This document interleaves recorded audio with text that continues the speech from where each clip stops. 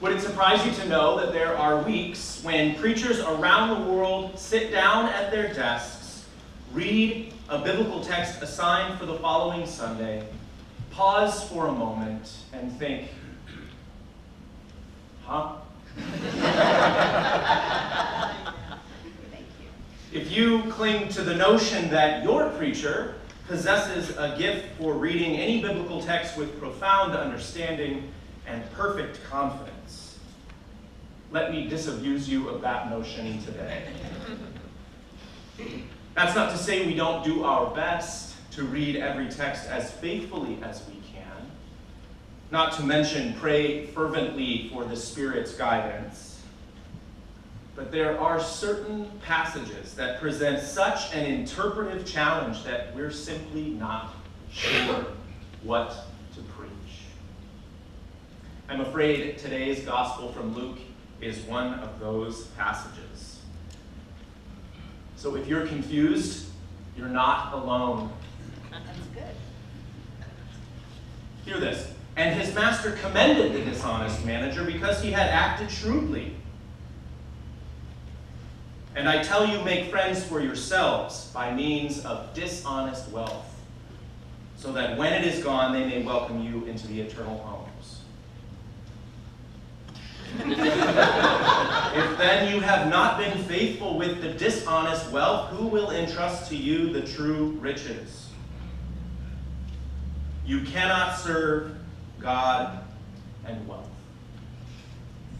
In fact, these teachings of Jesus, strung together with tenuous connections, have inspired widely varying interpretations, which means that the so-called experts are by no means clear on the subject either.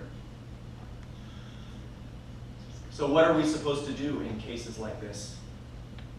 Even when the Bible is hard to understand or accept, how do we honor the wisdom that God is speaking into our lives? Wisdom that leads us into a more abundant life together. Today, we might begin by considering the role of parables in Jesus' teaching. One interpreter calls parable the people's story, an insight into truth that is grounded in simple narrative. Parables are powerful because they provoke our imaginations and settle in our hearts. So even when a parable's message cannot be tied up neatly with a bow, the story nevertheless brings a truth to life for us and insists that we struggle with it.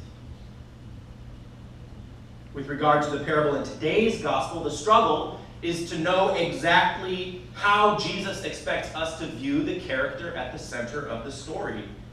The dishonest manager is complex, and his actions are ethically dubious. From one perspective, he mismanages his employer's resources, steals from him in order to win favor from others, and suffers no consequence for it. From another perspective, he is caught in a predicament with no easy outcome, takes the only option he sees available to him, and in the process reduces the crushing debts of the rich man's clients. We might be inclined at first to view the dishonest manager as a sort of Robin Hood figure, a hero coming to the aid of the debtors by fleecing the rich man. After all, the system is rigged to profit the powerful at the expense of the vulnerable. And we know that Holy Scripture has a harsh word for those who take advantage of others for their own benefit. See, for example, our first reading from the prophet Amos. But the dishonest manager's motives are not as pure as Robin Hood's, are they? In the end, he does not reduce debts for the sake of justice, but for the sake of gain. Rather than releasing the rich man's clients from their debt, he simply transfers it to himself by putting them in a position to return the favor. And surprisingly, the rich man's or the manager's employer does not punish him for his dishonesty, but commends him for his craftiness. And I tell you, Jesus concludes, make friends for yourselves by means of dishonest wealth, so that when it is gone, they may welcome you into the eternal homes. The parable is certainly memorable, but what are we to make of it? At first, it may sound like Jesus sets up the dishonest manager as an example to be emulated. But I think the key to Jesus' perspective lies in this statement. The children of this age are more shrewd in dealing with their own generation than are the children of light. The dishonest manager, in other words, plays skillfully by the rules of the world in which he lives. And in Luke, the rules of wealth, the rules of acquisition, are competition, exploitation, and disregard for those on the margins.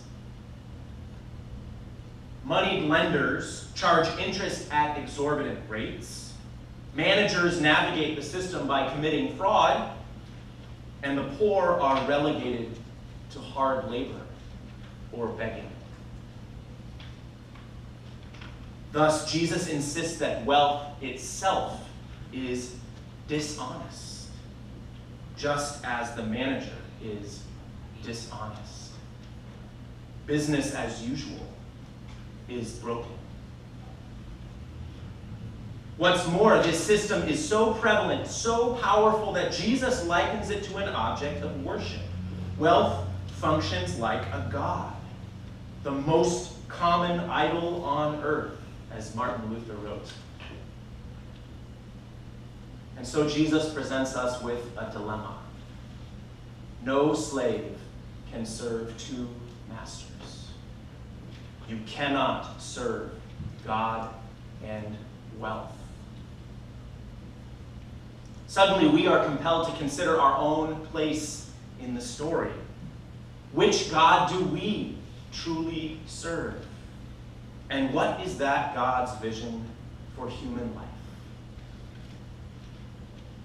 The God of wealth dictates that we deal strategically with one another, like the dishonest manager, so that some of us benefit from the ways of the world while others fall behind. As long as we pursue our own interests at all costs, even if we have to undermine each other, and even if some of us suffer in the process, we are slaves to the God of wealth. But the God of Jesus Christ dictates another way of life. That God, the God who gathers us today around signs of grace, overturns business as usual.